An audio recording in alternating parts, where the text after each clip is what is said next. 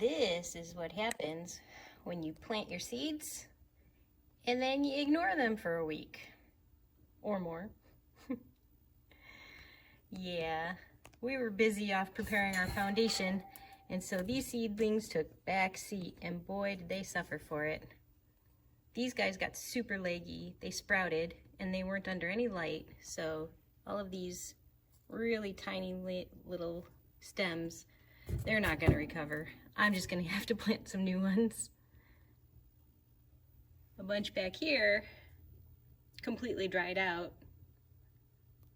I just watered them, but they were bone dry. That's not good for little seedlings.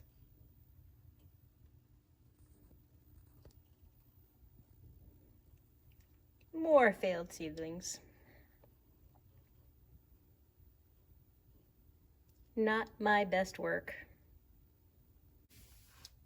My tomato plants are way past due for having been bumped up. I'll have to do that today. Tomatoes are pretty hardy, so I'm hoping that they will bounce back once I do that.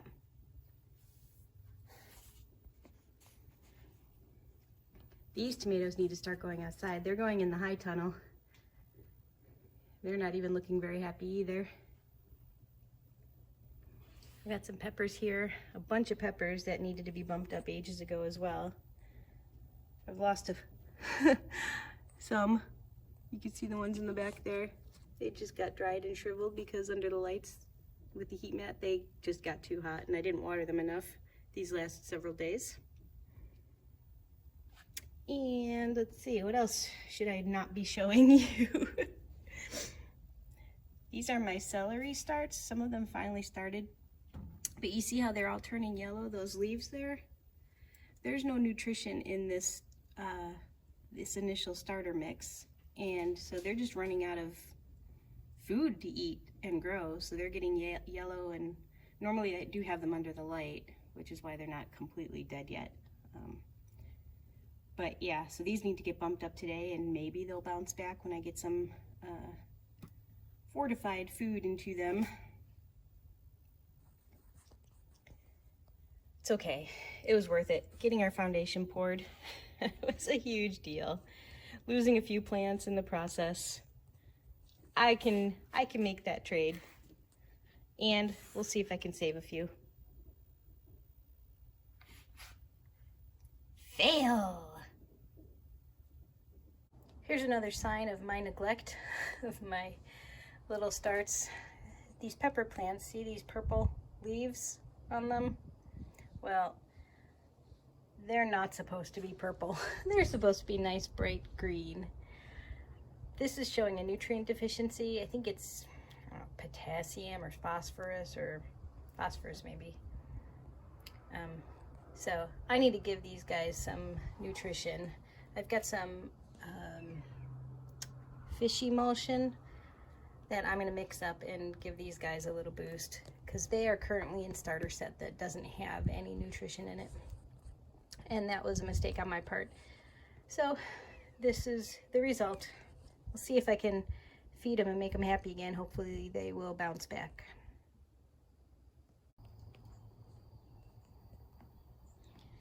Here is yet another seed starting issue that you might come across that I'm having, because as time goes on, this kind of stuff happens.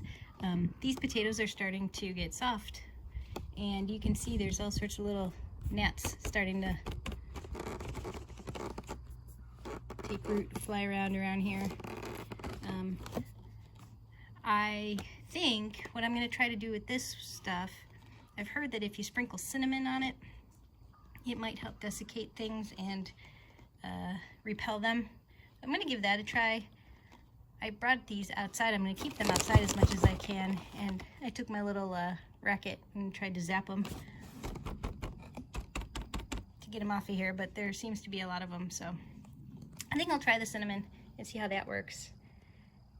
In the meantime though, these slips are starting to grow, which is nice to see.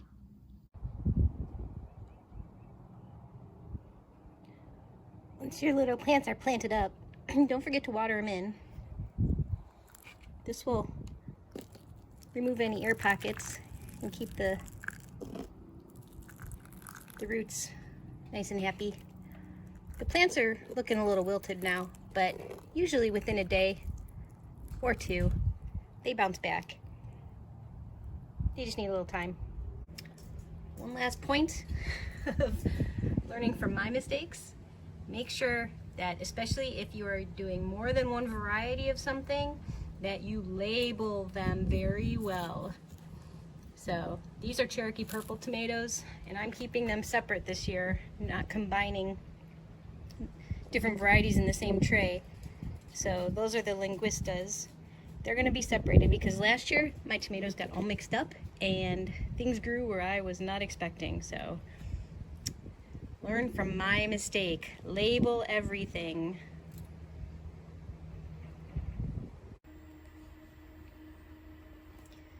Here's one little tip for a seed starting setup that I have found to be pretty useful.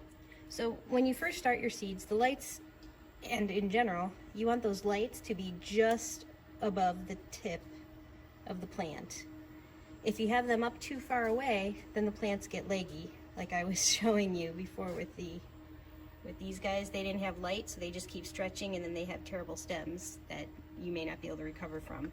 So you want the lights to be, which I've just moved for these, right above the tips of them. And then as the plants grow, you raise the lights up higher. So what we've done is I've got chains, adjustable chains here on the lights, and then every time I want to raise them, I can just unhook using this little S hook and bump them up the chains. So ultimately they end up, you can see like this one up here is now pretty high up the chain. Well, that's a bummer. What a mess. Oh well, they're still growing.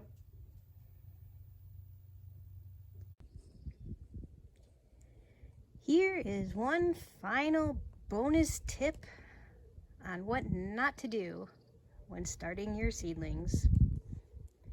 Don't forget to bring in your plants at night when it's going to be 30 degrees outside. Yep. I left out these two trays, tomatoes, peppers, eggplants, and basil. These are all heat-loving plants, and they do not do well when it's cold out. You have to remember to bring them inside if you're bringing them out during the day. And I forgot. These guys are toast. They're not gonna make it. I am going to try to replant. It's a little late now, but better late than never. So,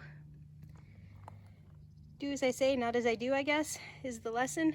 Bring your plants in. I guess that's all for now. I think I've shown you enough mistakes for one video. Yeah. Have a good one, guys. And no matter what, just keep growing.